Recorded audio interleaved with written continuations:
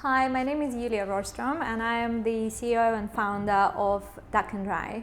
And I would like to share my 5 top tips that I've learned for establishing and evolving an interesting brand.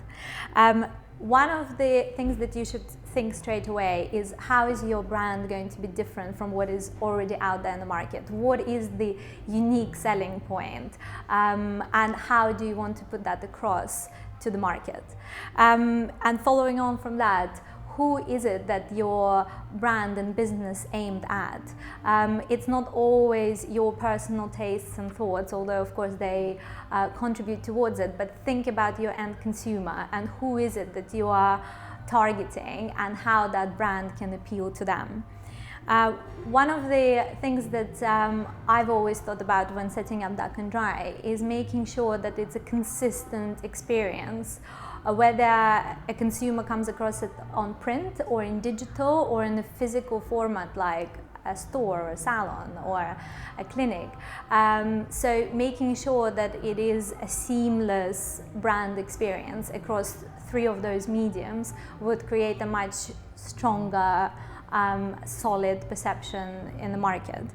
And in order to allow you to do that across all the different mediums, including social media and print materials and your website and any accessories that you may have, from coasters to carrier bags to business cards, is really exploring the brand beyond the logo and the font and the color, and allow yourself to come up with different aspects, visual colors, elements that you can then use, so that it's not repetitive and that it doesn't seem too salesy and in your face, that some of these elements can be very subtle but they can still belong to your brand. So for example, Duck and Dry, we use feathers, and one of our slogan is fine feathers make fine birds. You can play around with it.